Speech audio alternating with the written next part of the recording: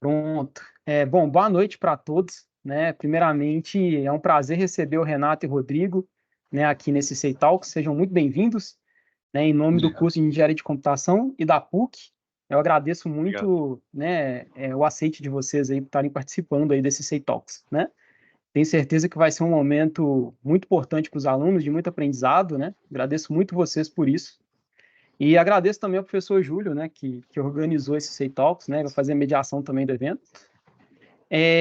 Lembrando que a gente vai fazer a gravação, né? A gente vai deixar ele gravado, vai disponibilizar depois no site da PUC, né? No YouTube também, né? Então, uma oportunidade também para os alunos estarem assistindo depois, tá bom? Passo a palavra, então, para o professor Júlio, né? Para fazer a mediação aí do evento. Boa noite, pessoal. Em primeiro lugar, né, queria agradecer ao Renato, né, e ao Rodrigo. A gente fez um contato aí inicial e eu acho que assim eles têm muito a contribuir com o curso, né? E estão com vontade disso também, então acho que é importante, né? Vem muito de encontro com a nossa área, né, de sistemas embarcados aqui na engenharia de computação, né? E né, brevemente falando do Renato, né, vou fazer uma colinha aqui, né, do mini Por currículo favor. deles, né? O Renato é representante de vendas, né, técnicas na empresa MCBTI, né, graduado em engenharia eletrônica na Universidade Federal de Itajubá, MG. É de MG, né, Renato? Você está lá em São Isso, Paulo, sul mas... de Minas. legal. É o sul de Minas, é muito próximo de São Paulo, então quase a mesma Exatamente. coisa. E o Rodrigo, né, Rodrigo Botelho, também engenheiro de aplicação e pesquisador na empresa MCBTI, mestre em mecatrônica e robótica, pela Politécnica da USP. Bacana, né? Então, pessoal, a gente já né, gastou esses minutinhos aqui. De novo, né, agradecer aí a disposição de vocês, né, em participar do ICEI Talks. Depois a gente, né, vai ser gravado, né, mas acho que assim o importante, né, apresentar a empresa, principalmente aquela área acadêmica que vocês mencionaram, né, a possibilidade de pesquisa e etc. Que é o que eu já andei conversando com os alunos, muitos alunos já interessados, até me cobrando, né, quando que vai ser e etc. Ok? Então, mais uma vez, obrigado aí pela disposição e passo a palavra a vocês, tá bom? Obrigado. Tá ótimo. Muito obrigado pelo convite. Realmente, a PUC é uma instituição com a qual a gente vem tentando contato já há algum tempo, principalmente pela qualidade do ensino e pela qualidade do corpo docente que a PUC tem. E é um prazer estar aqui apresentando esses conceitos, os conceitos da parte de modelagem de sistemas, de simulação de sistemas em tempo real. Antes, eu preparei uma apresentação que não é para ser algo pesado em termos de conteúdo teórico sobre os temas, mas é uma apresentação realmente voltada para elucidar o conceito de simulação de sistemas em tempo real. Mas antes de começar essa apresentação, Rodrigo, você quer falar alguma coisa com eles? Fica à vontade. Eu acho que a apresentação vai falar por si só. Acho que a apresentação que eu vi tá mais prática, que eu acho que isso é fundamental. O conceito, em sala de aula, a gente tem uma visão do uso de todas as ferramentas, então, sistemas de tempo real, sistemas embarcados, validação de sistemas embarcados, tudo isso faz parte da apresentação de hoje. Acho que a palavra é sua, Renato. Tá ótimo. E o que eu foquei nessa apresentação, antes de começar a compartilhar os slides? Eu montei a apresentação pensando justamente que aqui nessa reunião virtual estariam diversos membros da PUC, tanto do corpo docente quanto do corpo discente, tá? E como o papel de uma instituição de ensino superior é injetar profissionais qualificados na indústria, eu montei uma apresentação para que nós possamos ter uma visão mais ampla do que está acontecendo em termos de engenharia no mundo e possamos contribuir para a nossa engenharia no Brasil, tá bom? Eu vou abrir o meu PowerPoint e vou compartilhar a tela com vocês. Professor Júlio, eu não sei como é que funciona a questão das dúvidas. O senhor prefere que eu fale continuamente, depois a gente tira as dúvidas, ou eu posso interromper no meio da palestra, caso alguém clique no levantar a Então, mão? a ideia é que você faça a apresentação e, no final, a gente abre aí uns 10 minutinhos Tá, para perfeito. perguntas, tá? Porque o Tá pessoal tem aula ótimo, às então. 19 horas. Ah, tá, sim, sem problema. É uma apresentação que vai cumprir esse cronograma certinho, sem problemas. Mas, bom, então, antes de começar a falar dos temas da parte técnica da engenharia, que eu tenho certeza que é a parte mais interessante da apresentação, né, com certeza, mas a gente... Quem somos nós? A MCBTI, né? MC, ela vem da parte de modelagem e controle. Tá? Então, esse nome já diz muito sobre o que nós fazemos na engenharia do Brasil. Nós somos uma empresa da área de modelagem de sistemas. Tá? E tudo que envolve esse tema. Então, simulação de sistemas de tempo real. Ah, Renato, quais tipos de sistemas? Quaisquer que sejam sistemas que possam ser representados na forma de equações e possam ser emulados dentro de computadores. Então, esses sistemas podem ser alvos do nosso trabalho. E tudo isso que a gente faz, ele é assentado nessa metodologia aqui, que vocês, principalmente quem vai entrar na indústria e quem vai fazer pesquisas acadêmicas de ponta, vai ouvir falar muito nesse termo. MBD, Model Based Design, que é o projeto baseado em modelos. A gente está acostumado com isso o tempo inteiro, desde o nosso ensino médio. Só que a gente não entende que há um conceito muito rico por trás de você representar um sistema com base nas equações do funcionamento dele. E nós tiramos proveitos disso e estamos nesse mercado desde 2015. Tá bom? Eu vou falar mais a fundo sobre os nossos focos em cima do Model Based Design, mas os dois principais focos são prototipagem rápida de controle e hardware in the loop, tá bom? Que eu vou falar mais para frente. Só que quem que ajuda a gente a fazer essa representação dos sistemas dinâmicos, sistemas automotivos, sistemas de eletrônica de potência, sistemas de geração e transmissão de energia elétrica, enfim. Quem que ajuda a gente a representar de forma adequada esses sistemas? Com base na metodologia do Model Based Design. Tá? A nossa principal contribuinte é a SpeedGoat. A PUC, a gente sabe que ela tem um contato muito grande com o MATLAB Simulink. Tá? E a SpeedGoat é uma empresa que ela surgiu das atividades dentro da MathWorks, que desenvolve o MATLAB Simulink. Dentro da MathWorks foi surgindo uma necessidade de ter um hardware, tá, que são os simuladores de tempo real, que eu vou falar mais para frente, que junto com o software, junto com essa stack de software que a MathWorks produz, ele fosse capaz de emular sistemas dinâmicos, dentre os quais eu já falei, sistemas automotivos, sistemas elétricos e etc. Então, dessa ideia, dentro de uma empresa, surgiu outra, que é a SpeedGoat. Tá bom?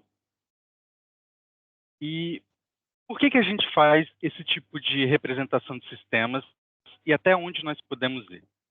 Bom, o limite realmente do que pode ser representado em termos de engenharia, ele é muito difícil de delinear. Tá? Então, os alunos da PUC que estão formando agora, vão poder ir para o setor aeronáutico, aeroespacial, vão poder ir para o setor automotivo, setor de energia, o setor da parte de dispositivos médicos embarcados, dispositivos como monitoramento, ou até mesmo robótica médica, parte de cirurgia assistida. Então, as aplicações são as mais diversas possíveis, e desde que você possa representar o sistema com base em modelos, isso que eu vou mostrar aqui para vocês hoje se aplica, tá bom? Mas então é a pergunta-chave. Como que a gente pode representar? Eu estou falando que a gente representa, mas como que é na vida real isso, no dia a dia do pesquisador, para quem for seguir a carreira acadêmica, no dia a dia do engenheiro de desenvolvimento na indústria, no dia a dia do engenheiro de testes, no dia a dia de um engenheiro de validação e verificação de sistemas? Como que esses sistemas dinâmicos se aplicam a eles? Tá bom? Então, eu trouxe aqui uma série de exemplos para tentar cobrir um pouco mais essas indústrias que os alunos da PUC provavelmente vão ter contato assim que se graduarem, tá bom? Então, um sistema clássico que a gente vê na graduação, mas a gente também, alguns podem ter tido contato com isso no ensino médio, na parte de mecânica clássica, um sistema massa-mola. A gente é acostumado a fazer a análise das forças que estão atuando numa massa e deduzirmos valores cinemáticos, como aceleração, velocidade. A gente é acostumado a fazer isso. Só que, quando a gente é engenheiro e a gente vai para a indústria, esse sistema, ele vira, por exemplo, uma suspensão ativa de um sistema automotivo, tá bom? Então, o princípio das equações é o mesmo do que a gente sempre vê.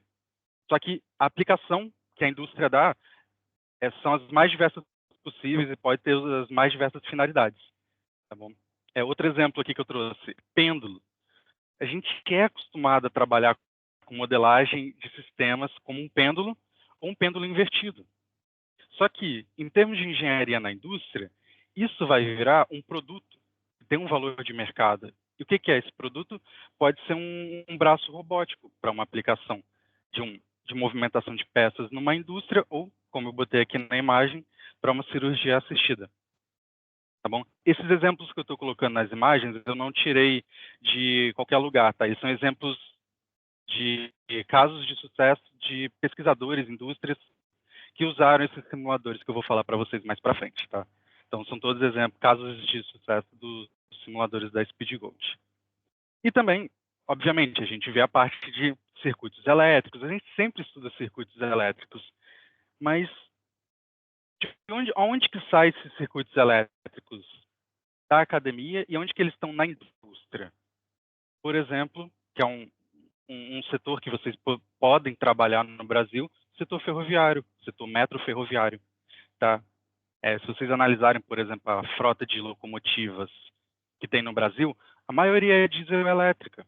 Então, mesmo que haja disponibilidade da energia no formato de combustível diesel, o controle de velocidade dos rodeiros das locomotivas é feito com motores elétricos, porque você tem um controle mais refinado da velocidade. Tá bom? Então, vocês viram, todos esses sistemas que a gente estuda na sala de aula, quando a gente chega na indústria, eles têm uma aplicação com grande valor de mercado, tá bom? E eles sempre são modelados com os mesmos princípios que nós estudamos. Lei de Newton para sistemas mecânicos, lei de Ohm, lei de Kirchhoff da tensão, das correntes, para circuitos elétricos, lei de Fourier, caso nós estejamos trabalhando com um sistema, ele precisa sofrer um resfriamento, por exemplo. Quem for para a área de sistemas de potência, hoje em dia é tanta corrente que passa em chaves eletrônicas de potência que as chaves precisam de um resfriamento com água. Então, aplica-se os princípios das trocas de calor modelado pela lei de Fourier e as leis da termodinâmica, tá? As leis da termodinâmica, primeira, segunda e terceira lei, que se aplicam muito bem às máquinas térmicas. Então, nós sabemos essas equações. Porém, vejam bem, a gente está trabalhando com simuladores, sistemas computacionais, sistemas discretos. Esses sistemas discretos, eles não conseguem representar a dinâmica de um sistema continuamente, com infinitos pontos de amostragem ao longo de um intervalo não nulo. Não é possível fazer isso. Computacionalmente não é possível. Então, o que a gente faz? A gente discretiza as equações da modelagem que a gente fez anteriormente. Basicamente, o que a gente vai fazer é, já que eu não tenho como representar esse intervalo inteiro, eu não tenho infinitos pontos para representar no sistema computacional. Tanto em termos de memória, quanto em termos de amostragem. Eu não consigo amostrar infinitas vezes dentro de um intervalo de tempo. Então, o que a gente faz? A gente representa de forma que a dinâmica do sistema fique minimamente afetada, tá? Então, é uma representação que o engenheiro vai julgar, engenheiro de desenvolvimento, ou quem estiver analisando o sistema, se aquela discretização foi adequada ou precisa ser melhorada. Mas o fato é que vai ter que ser discretizado para ser embarcado num sistema computacional, porque é um sistema digital, tá bom?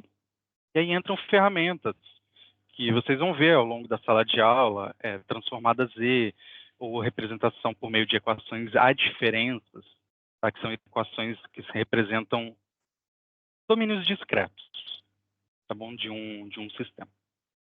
E, finalmente, depois de todo esse processo de estudo da dinâmica do sistema, discretização das equações do sistema, para caber num sistema digital, que é um computador, que é o simulador, aí a gente vai gravar essa dinâmica, essa representação matemática, tá? Em quê?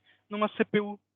A gente vai gravar numa FPGA, que são só alguns dos exemplos que são muito comuns no mercado, mas pode ser numa GPU também, tá? Então, são muitos exemplos de sistemas eletrônicos programáveis que podem resolver essas equações matemáticas que a gente deduziu e emular muito bem todos esses sistemas aqui em cima, tá? Mais uma vez, isso de emular muito bem depende da equipe de engenharia, depende da maturidade da equipe e do background que a equipe tem para trabalhar com aquele sistema. Mas a partir do momento que você tem isso, a gente tem hoje em dia computadores, sistemas digitais para emularem sistemas muito complexos, que eu vou mostrar mais para frente, que vocês vão ver que são realmente computadores muito poderosos, tá? E o que faz com que eu tenha certeza que, ó, Renato, eu botei as equações do meu sistema dentro desse computador. Como eu sei que o computador está realmente emulando o sistema? Como eu sei que não são só zeros e uns, os famosos bits, que estão sendo calculados e jogados para um lado e para o outro na memória, no barramento de processamento? Como eu sei que isso daí está fazendo sentido realmente em termos do que eu quero representar? Bom, a resposta para isso ela é curta em termos de texto, mas ela é bem profunda em termos de conceito, tá? É o tempo real. Se vocês nunca tiveram contato com esse conceito de tempo real, provavelmente vocês vão ter na graduação e com certeza vocês vão ter na indústria, tá? Tempo real é um conceito que está sendo muito aplicado na indústria porque ele é um tempo que ele é determinístico para a dinâmica do sistema. Então, olha, se o meu sistema ele tem constantes de tempo, um oscilador massa-mola, um oscilador RC para circuitos elétricos, se a gente tem constantes de tempo associada a essa dinâmica, e a partir do momento que um sistema computacional consegue respeitar essas constantes de tempo, não importa se elas são pequenas ou grandes, pode ser um fenômeno que ocorre a cada 1 hora, a cada meia hora, uma dinâmica lenta, como são sistemas térmicos, pode ser uma dinâmica mais rápida, como são sistemas elétricos. Desde que o sistema computacional respeite essa dinâmica, essas constantes de tempo, a gente chama esse sistema computacional de tempo real, tá? Isso é uma solução de software e hardware. Os dois têm que trabalhar junto para garantir que esses tempos sejam bem cumpridos, tá bom? Em termos dos nossos simuladores, eu já adianto para vocês, a gente utiliza para cumprir esse tempo real o Simulink Real Time. Tá? Os nossos simuladores eles são programáveis pelo MATLAB Simulink, completamente programáveis por lá. Não há necessidade de sair do MATLAB Simulink. E quem garante que o que está realmente sendo executado lá, com as tarefas no tempo, sendo devidamente ajustadas conforme a dinâmica da simulação, é o Simulink Real Time. Tá? Ele tem um sistema operacional de tempo real que garante esse determinismo para a gente. Tá? Isso é uma camada que a gente já não precisa trabalhar, porque já está pronta. A gente usa, nós somos usuários dessa solução. Certinho? E aqui eu trouxe como um exemplo para vocês verem até onde vai essa questão da emulação dos sistemas quando a gente tem um tempo real garantido.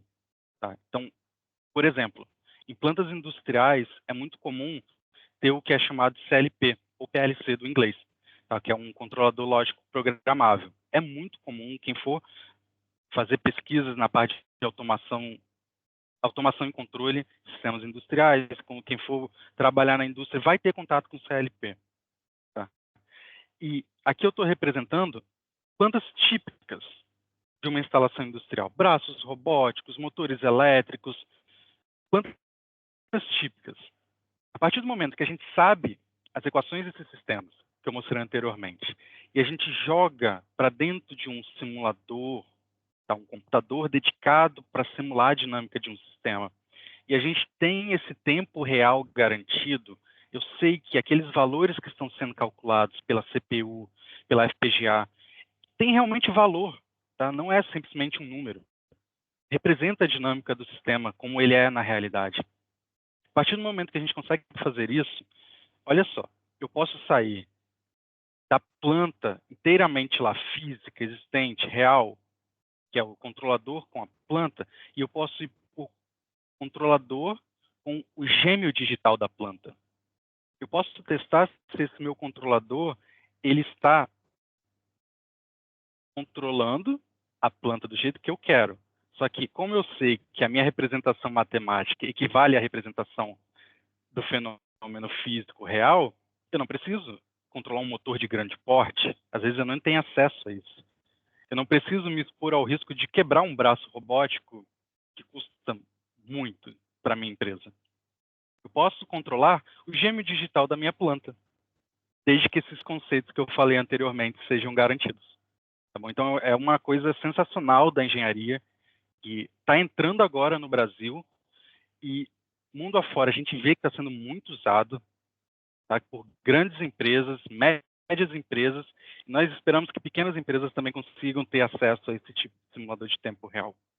Tá bom? Mas, obviamente, também, nem tudo é a modelagem da planta, nem tudo é a modelagem do motor. A gente precisa modelar o controle do motor. Nem tudo é a modelagem do pêndulo invertido que vai virar um sistema robótico.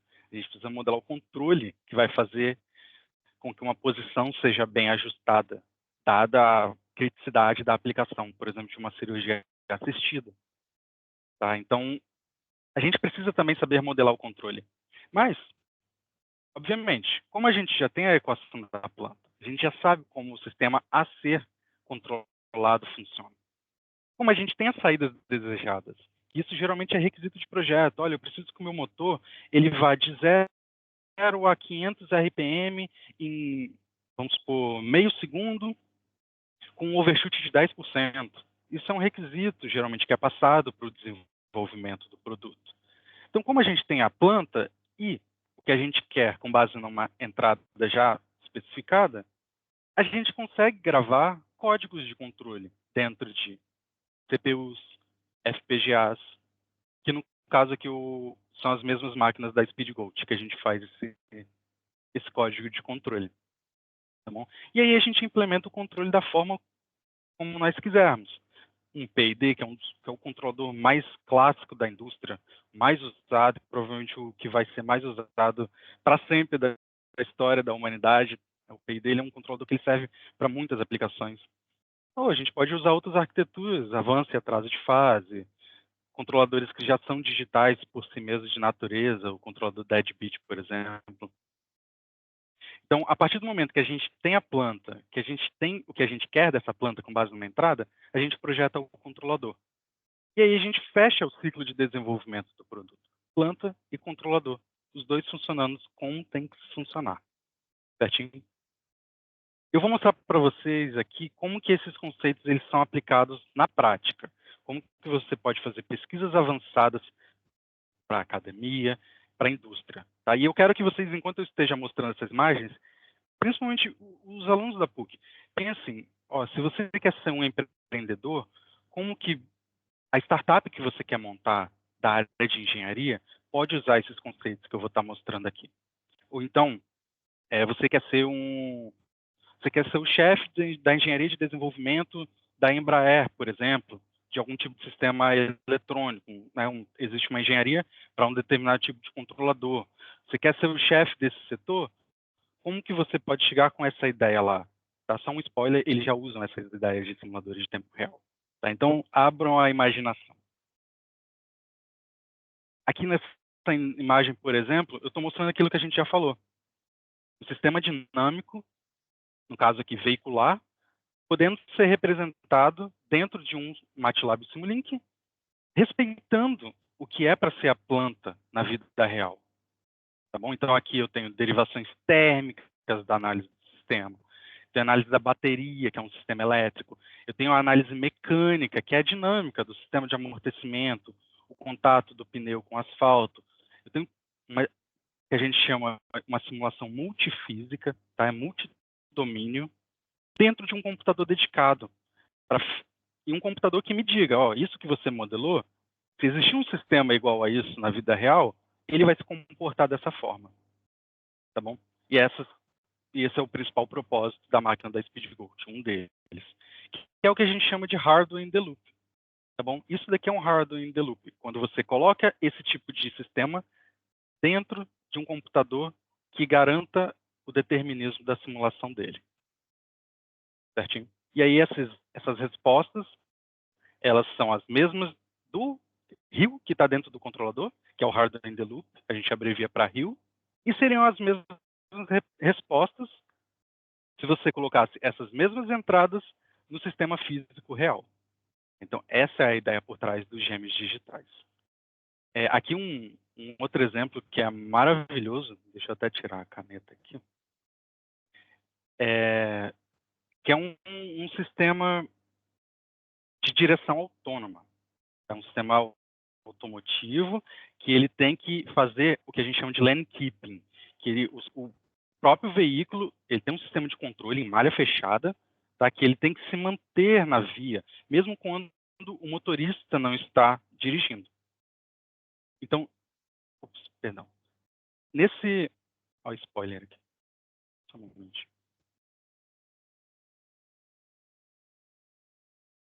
Aqui.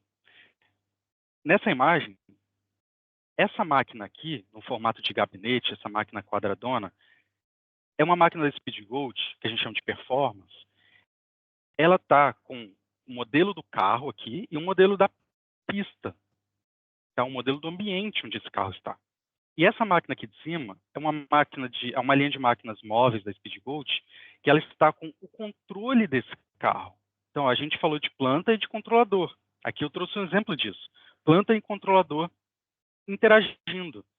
E nesse caso, quando o motorista ele clicou aqui num botão que estava no volante, o controlador recebeu esse comando, aplicou o algoritmo que estava embarcado nele para manter o veículo na pista. Então, pode ver, a planta está respondendo muito bem ao controle do sistema de comando autônomo. E, obviamente, a parte de renderização da imagem é importante por causa da aplicação, e aí é um capítulo dentro também do próprio Simulink, que ele faz essa conversa. A modelagem do ambiente, ele envia para um motor de renderização, tá? Para que você possa visualizar. Mas isso é um capítulo à parte. O importante é que a dinâmica da planta e do sistema de controle dela está sendo respeitada como é para ser na vida real. Bom, então, vamos supor, se você tiver tendências empreendedoras, isso daqui pode virar uma indústria de teste de controladores para veículos autônomos. Tá? Então, as possibilidades são as mais diversas possíveis, desde que os fundamentos estejam bem informados, tá bom? Que é a modelagem do sistema e o contato com esse tipo de equipamento. Obviamente, a modelagem do sistema e o contato a gente tem na faculdade, e o contato, mais propriamente dito, um pouquinho mais na indústria, tá bom? Mas a modelagem de sistemas a gente começa na faculdade, certinho? E aqui é um outro exemplo, agora para a validação de um controlador de voo de helicópteros, tá? No qual a gente tem a dinâmica do helicóptero com o ambiente e a dinâmica interna dos subsistemas dele. Na máquina da SpeedGoat, aqui em cima, uma performance, a gente tem a dinâmica do controlador em uma outra máquina, que é essa que está aqui embaixo, e, obviamente, a interface do piloto com o sistema que ele está controlando. E, mais uma vez, um ambiente de renderização das imagens para que o piloto possa saber onde que ele está né, com o que ele está pilotando. E a gente vai ver aqui que ele está testando o controlador de voo. Tá? Então, é um exemplo da SpeedGoat que é realmente para validar controladores de voo de helicópteros e aeronaves. Tá bom? Então, é uma possibilidade gigantesca assim, de mercado, de pesquisa na academia, e de aplicação na indústria, seja uma indústria já muito formada ou, como eu falei, né, uma indústria que você mesmo, o aluno da PUC que vai se formar, vai virar empreendedor, tá? Uma indústria que você vai criar. Então, hardware in the loop, emular uma planta, que é o gene digital dela, prototipagem de controle, que é você conseguir projetar certinho um controlador, mesmo em termos de lógica de controle, antes de ter o controlador mesmo, tá bom? Aqui só a configuração dele. Uma máquina fazendo a dinâmica da planta, outra máquina fazendo a dinâmica do controlador, elas duas se comunicando. E um PC, um host, para fazer a renderização da imagem desse ambiente que está sendo simulado em tempo real. Tá bom? E, obviamente, a interface, o input do controlador, que é dado pelo piloto. Tá bom? Aqui é um outro exemplo só para mostrar as diversas aplicações possíveis. E essas máquinas, como a gente programa elas pelo MATLAB e o Simulink, a gente quebra uma barreira muito grande de trabalhar com sistemas embarcados, que é, nossa, eu preciso fazer um código que ele vai fazer a captura dos sinais que estão vindo dessa interface, ele vai processar e depois eu vou ver o que ele vai me gerar. Eu vou armazenar isso em memória. Tá? Muitas vezes, para a gente trabalhar com códigos de baixo nível, geralmente C, C++, e C, que é a melhor linguagem para programar sistemas embarcados, melhor até do que o próprio Assembly, esses códigos podem demorar muito para serem feitos. E quando a gente tem um sistema dedicado, só que modular, são as máquinas de tempo real que a gente está mostrando aqui, programáveis pelo Simulink, você modela essa aquisição de dados pelo Simulink. Eu tenho certeza que os alunos da PUC têm familiaridade. E aí você faz essa aquisição de dados para depois você fazer o tratamento, ou você mesmo faz o tratamento dentro da própria SpeedGoat enquanto ela está coletando os dados. Você pode testar subsistemas de uma planta. Não precisa testar a planta inteira. Então aqui, esse engenheiro ele está fazendo controle de subsistemas. Ele não está fazendo o que aquele controlador de helicóptero estava fazendo antes.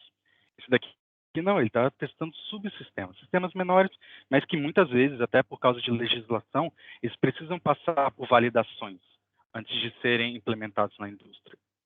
E aí que é o trabalho do engenheiro. Tá bom? Aqui um engenheiro de testes, um designer. Então aqui que mora esse grande benefício de ter um computador que garanta o tempo real, tanto em termos de controle quanto em termos de emulação de planta. Ok. E aqui um outro exemplo, só o último exemplo, é uma coisa que eu acho sensacional, que obviamente todas essas tecnologias que eu falei até agora, elas já são muito bem trabalhadas, tá? Já é muito bem regulamentada também, podemos por assim dizer. E não é só para isso que a gente pode fazer uso desse tipo de aplicação facilmente programável com características modulares. A gente pode trabalhar no estado da arte. E aqui é um projeto da União Europeia para melhorar tecnologias,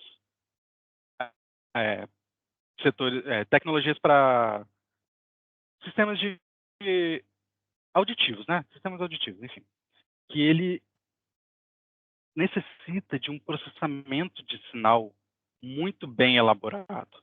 E processamento de sinal, quem faz muito bem isso hoje em dia são FPGAs.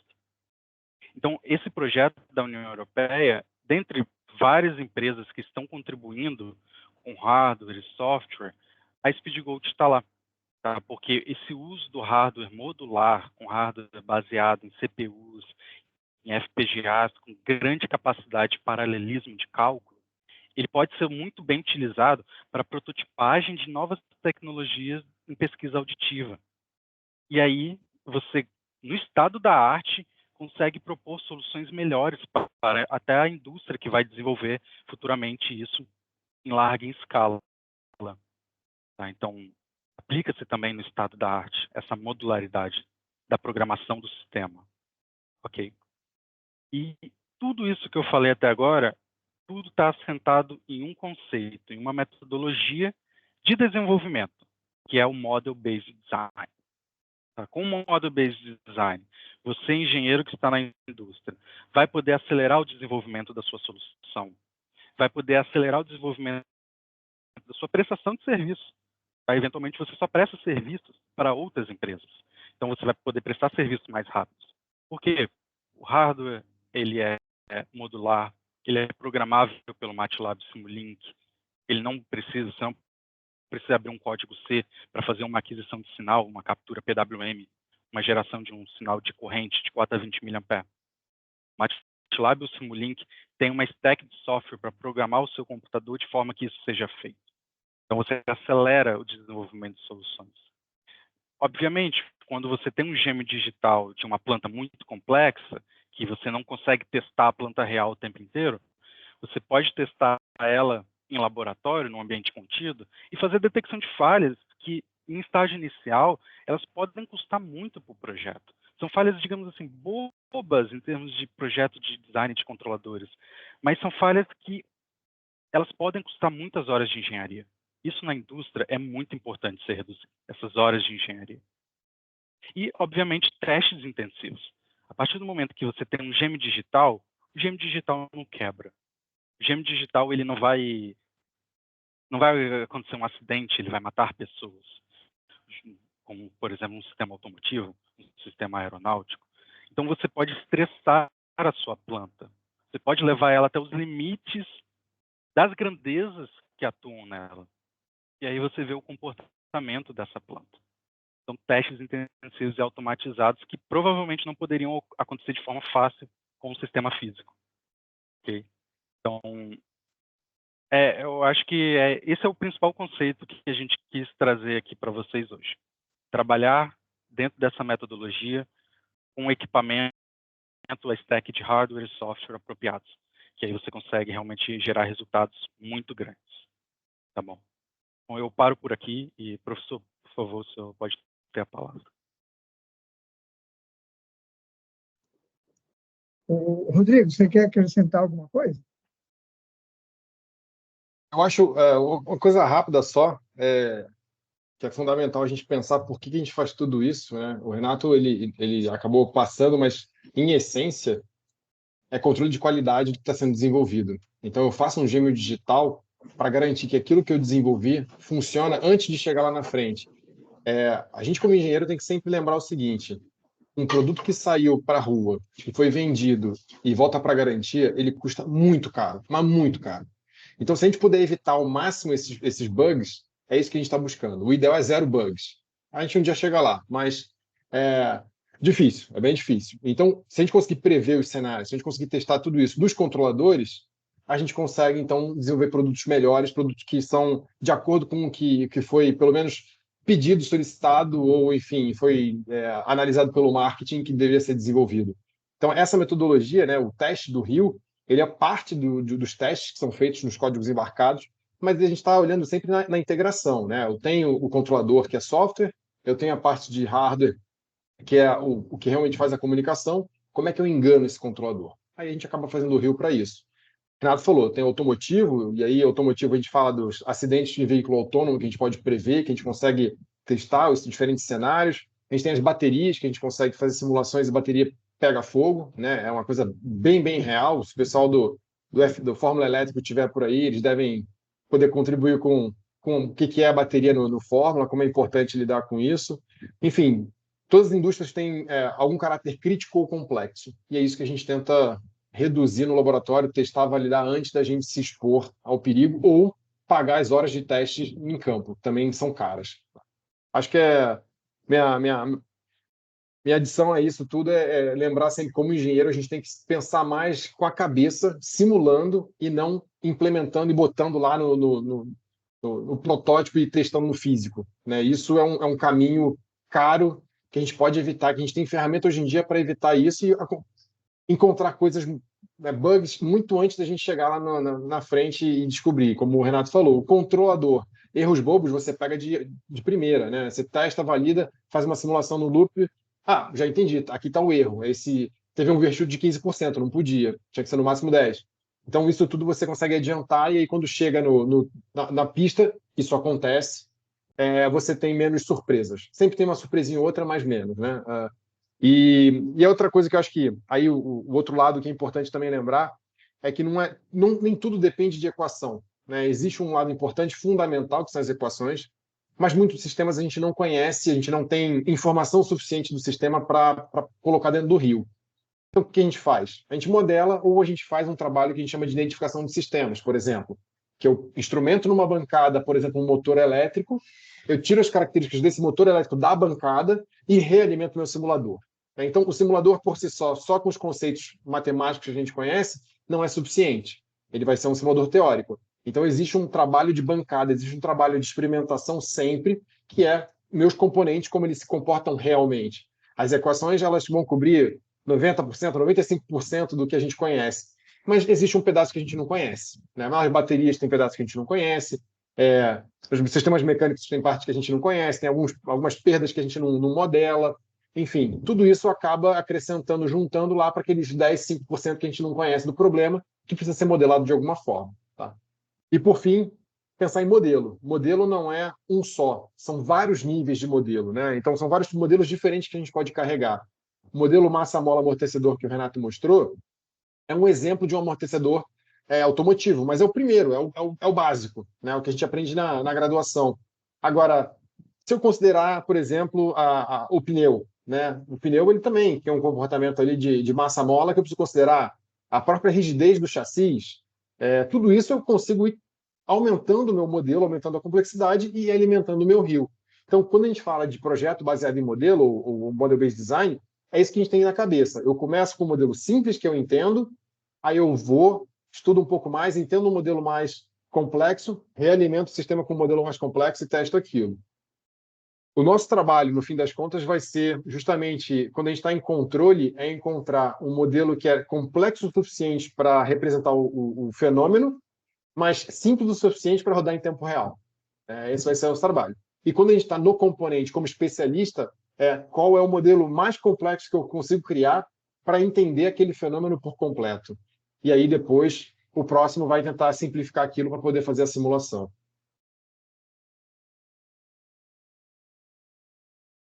Eu não falei desses sistemas de amortecimento avançado do Rodrigo, porque a minha área é eletrônica, tá? Ele é de mecânica, então, obviamente, o pessoal da mecânica puxa pro lado deles. Mas se vocês quiserem falar de eletrônica de potência, estão aqui, tá? Não, só uma brincadeira, mas...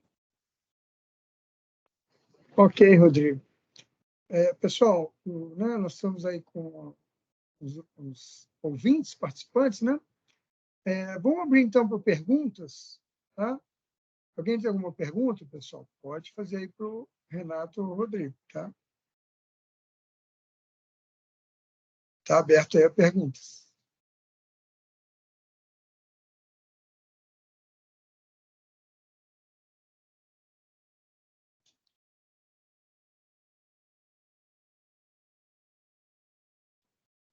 Vamos lá, pessoal, temos que aproveitar a oportunidade, tá? O nosso curso tem a disciplina, né, de modelagem de sistemas, tá?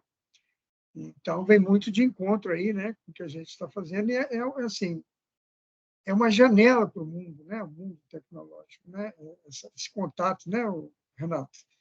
Né, porque a gente fica aqui, né, mais na academia e oportunidade também para pesquisas, né?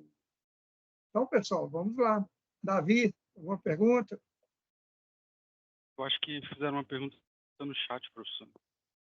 Está no chat? Ah, tá. Deixa eu ver aqui.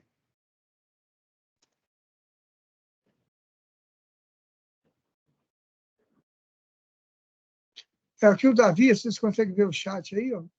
Davi, que é um aluno bem atuante aí na área, né? Faz diversos cursos semelhantes, ele perguntou, né? Analisando tudo que foi apresentado, há certificações que recomendam?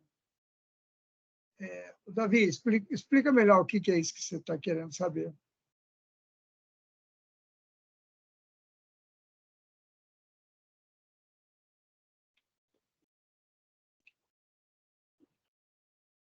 Palavra aí, Renato, Rodrigo. Rodrigo, você quer começar? Oi? Posso? Vamos lá. Bom, a primeira coisa que é importante você ter o diploma de engenharia, né? Especialmente tendo estudado as cadeiras de controle e modelagem, essas são fundamentais. E estatística também. Apesar da gente falar sempre de modelagem, de tudo determinístico, o mundo não é determinístico. O mundo ele é uma mistura, ele é um caos. Né? Tem uma mistura de estatística junto com determinismo e a gente precisa entender esses fenômenos. Tanto em controle a gente acaba usando, como nas modelagens a gente acaba tendo também essas surpresas. Então, essas três eu diria para você nunca perder uma aula, se possível. Tá? Tirando o diploma de graduação e esse estudo, essa parte de model based, na verdade, é um mundo inteiro da engenharia. Né? Tem, por exemplo, para a parte de desenvolvimento de sistemas, hoje eu diria para você começar olhando pelo site da MathWorks. Ali você tem o primeiro caminho para começar a mexer em modelagem, né? Especialmente porque o Simulink ele é a ferramenta padrão da indústria. Né? Se vocês forem aí para qualquer indústria vizinha de vocês, vocês vão encontrar o Simulink por lá. Então, se você entender como você modela, né, matematicamente a gente na graduação a gente entende isso. E na ferramenta a gente vai acabar como eu trago esses modelos para dentro da ferramenta. É o primeiro passo. Depois disso, dentro da ferramenta, você tem dois caminhos possíveis. A modelagem, você por equações diferenciais, né, que você escreve as equações, usa métodos diferentes, mas enfim, você realmente desenha as equações, você escreve matematicamente, ou você faz modelos baseados em domínios físicos, que aí é uma linguagem lá dentro, que é o Simscape, mas, enfim, eu diria que Simscape é o caminho para você começar a modelar ele sem ter que naturalmente escrever as equações. Você precisa saber o que você está fazendo, mas você não precisa reescrever as equações sempre que acrescentar uma complexidade. Por exemplo, você trabalha com uma representação como a gente entende aqui no mundo real. Eu tenho uma massa, eu tenho uma mola e não mais um mx dois pontos e um kx. Tá? Mas, enfim, em termos de treinamento, vou abrir mais, né? Aí eu diria que a MathWorks tem bastante material, inclusive parte acessível para os alunos, tem vários treinamentos on-ramp, então eu recomendo vocês olharem esses treinamentos on-ramp, né? E eventualmente a gente acaba, de tempos em tempos, oferecendo algum tipo de hands-on, de treinamento para os alunos também entenderem como isso funciona. Aí é mais uma questão da gente estabelecer uma comunicação, vocês ficarem atentos, de repente, no LinkedIn e aparecer lá.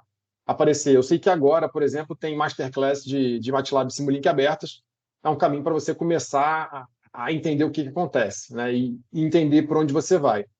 Esse mundo é muito grande, né? O mundo de modelagem, quando a gente fala. Existe o desenvolvimento em si dos modelos, mas existe tudo que tem em volta do desenvolvimento, como, por exemplo, os requisitos, que, na verdade, nossos problemas todos começam em requisitos, né? E eles terminam em requisitos. Se alguém escreve um requisito mal, o que você vai produzir não vai atender aquele requisito. E aí, no final, vai ser testado contra esse requisito e você vai descobrir que o que você fez não é tão bom. Então, olhar também a engenharia de requisitos, que está dentro de um mundo maior que eu chamo de Model-Based Systems Engineering. Então, é engenharia de sistemas baseada em modelo. Né? E aí você olha para a engenharia como um todo e aí inclui muito mais do que simplesmente o desenvolvimento, como a gente está falando. E aí tem um instituto específico, por exemplo, que é o INCOSE, que vai olhar esse tipo de coisa. Então, tem vários caminhos assim que você tem que ficar atento. INCOSE, dá uma olhada no site da INCOSE, o site da Metro, que seria o caminho. E depois, na indústria, aí olhando como produção, existem normas que olham para o que você fez e usam essa abordagem como parâmetro para saber se você atende à norma. Né? Então, ISO 26262, que é a norma dentro do automotivo, ela recomenda fortemente Hardware in the Loop e ferramentas de modelagem como Simulink, mas todas baseiam. No aeroespacial você tem algumas outras, como o DO 178, DO 254, se não me falha a memória.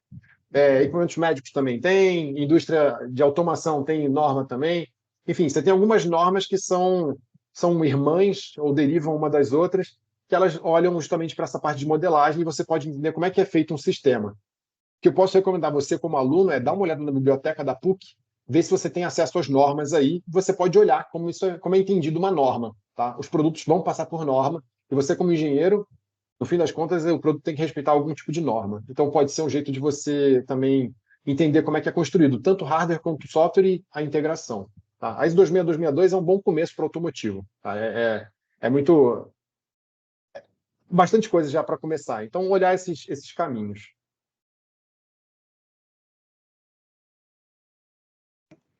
Ok, pessoal, mais alguma pergunta?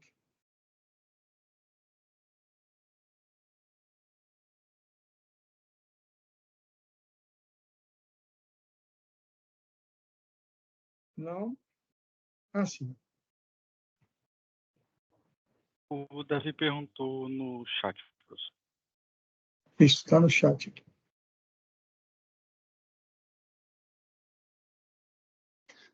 Se eu entendi a sua pergunta no quesito de modelagem, simulação de placas. Você quer simular uma placa? Você quer simular o comportamento da placa? Você quer simular a parte que a eletrônica em si? O fenômeno físico na eletrônica? Ou você quer qual é a sua ideia? Porque tá, sim, já tem, tem simulação para isso.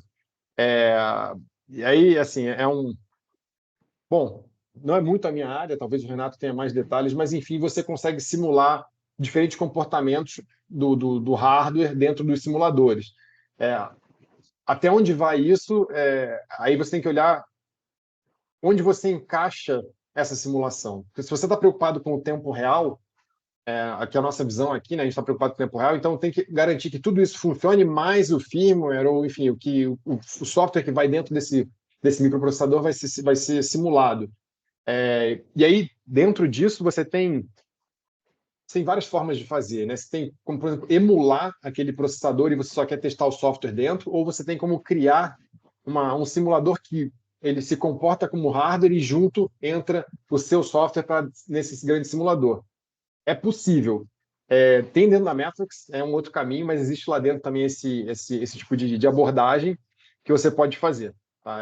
Dá uma olhada em ferramentas como o SOC, Block7, que é o System on Chip, Block7, dá uma olhada. Eu acho que tem coisas também no HDL Coder para você trabalhar com isso.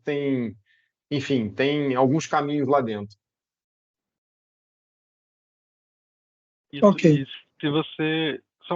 Só complementando rapidinho essa pergunta do Davi, se você quiser trabalhar com a parte de teste de placas mesmo, ou seja, verificar se as placas que você produziu estão funcionando certinho, aquilo que a gente mostrou de prototipagem rápida de controle, ela é o caminho para isso. Quer dizer, você vai usar um simulador não para emular um sistema dinâmico, mas para emular um comportamento de um conjunto de entradas que vão ir para a sua placa e esses simuladores, eles vão amostrar sinais que vão vir da resposta da sua placa. E aí você verifica e valida se o projeto da placa está de acordo com, como o Rodrigo falou, uma normativa. Tá? Então, protocolos de comunicação, Modbus, RTU, por exemplo, Modbus, TCP/IP, todos eles precisam seguir normativas. Então, você consegue validar isso. Ok?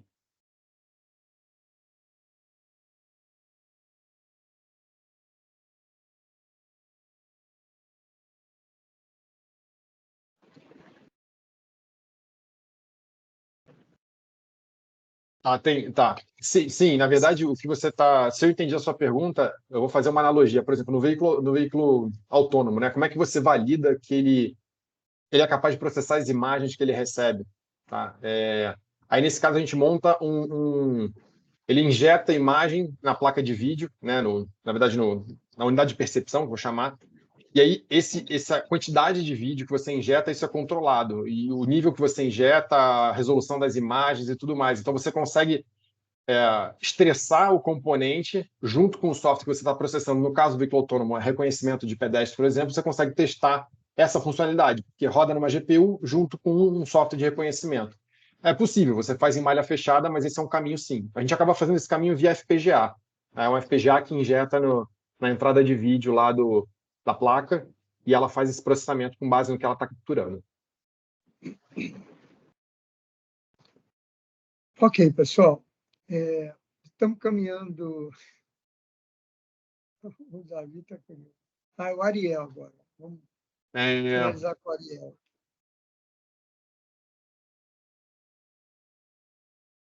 Que vale a pena aprender, eu acho que você pode olhar. A PUC tem o Simulink, então eu acho que vocês podem usar o software na PUC. Fora da PUC, honestamente, no mercado a gente não encontra em uso profissional outros softwares. Mas existe, por exemplo, o XCOS, né, baseado no XCOS, é o Scilab, né? O Scilab, existe o XCOS que é usado, mas você não tem a geração de código, você só tem a parte de simulação, em essência. Honestamente, hoje eu não conheço nenhum que tenha essa visão de desenvolvimento baseado em modelo, que você centraliza o seu desenvolvimento de produto num modelo e depois você deriva tanto para requisito quanto para geração do código para o controlador, como para o gerador para o rio, para você fazer a emulação e o hardware in the loop. Então, eu diria para você que foca o seu esforço em aprender o Simulink e C. O C, eu digo, é sempre bom saber C, tá? Mas Simulink seria, honestamente, o que você deveria buscar aprender cada vez mais e mais a ferramenta. Acho que esse não tem como escapar, não. Pessoal, obrigado a Ariel, Davi, né? Nós estamos caminhando para o final e eu teria assim, não é bem uma pergunta, é uma questão para o Renato e para o Rodrigo. Como é que seria, né, para a gente até continuar nosso contato, né? Essa parte da academia, entendeu? O que vocês teriam a oferecer para os alunos que querem fazer pesquisa, esse tipo de coisa? Como é que a gente pode viabilizar uma pesquisa, mesmo que básica, tá? Porque o nosso curso ele não é eletrônica, não é mecatrônica, ele é engenharia de computação. Tá? É um curso né, ele tem dois pilares, que é o hardware e software, tá? Mas com uma visão mais de ciência da computação. Essa que é a verdade. Como que a gente pode viabilizar aí um início, né, de um contato, uma pesquisa, etc.? Bom, a gente tem a primeira abordagem que eu diria é mais rápida e direta, né? Se você quiser fazer sozinho, por exemplo, seu trabalho de TCC ou algo assim, um projeto numa disciplina, pode pensar num que a gente chama de um micro-rio, né? A gente não embarca isso tudo, não roda só em SpeedGoat. Você pode rodar, por exemplo, no MASP-32. Então, óbvio, é um modelo muito menor, muito mais simples do que rodaria numa SpeedGoat, mas seria um caminho você rodar num hardware de baixo custo para você, dentro como estudante, você ter acesso a essa simulação. A gente chama de micro-rio, né? Internamente a gente trabalha com isso.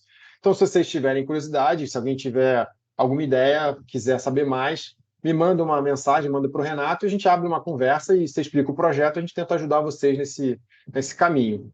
Quando a gente fala de coisas maiores usando o SpeedGoat, a gente pode conversar, enfim, tendo um projeto melhor, se você tiver um professor que deu um caráter mais, olha, essa pesquisa tem mais poder, a gente pode, de repente, analisar de fazer acesso remoto, de fazer um desenvolvimento em conjunto, tentar ajudar esse desenvolvimento ainda com um aluno, tá? Mais como uso para vocês conhecerem. Fora isso, a gente tem planejado visita à PUC esse ano, então, de repente, pode ser um momento da gente oferecer um hands-on aí para os alunos, eles testarem, validarem, e a gente até fazer um experimento, né? Como é que eu faço esse negócio de sai do modelo, vai para o controle, vai para o modelo, vai para a planta, volta para o controle, sem entender esse fluxo, só que de forma prática. Então, algumas vezes a gente participa de semana de engenharia e faz 2, 3 horas de tutorial, né? Depende como a semana de engenharia o pessoal chama, mas de repente pode ser o hands-on dos alunos, eles sentarem na frente do notebook, ter acesso a uma placa e, tudo bem, vamos testar agora se essa placa funciona no simulador. A gente testa no simulador e depois a gente embarca num carrinho, embarca numa alguma coisa assim, para a gente validar que aquilo que a gente fez na simulação rodou tanto em tempo real quanto no real. Então, são caminhos diferentes. Mas eu acho que o mais fácil seria para a gente, de repente, fazer uma sessão de 2, 3 horas num evento na PUC para a gente mostrar isso para os alunos, eles tocarem. Eu acho que é fundamental tocar, mexer e ver como funciona. Então, isso pode ser um caminho.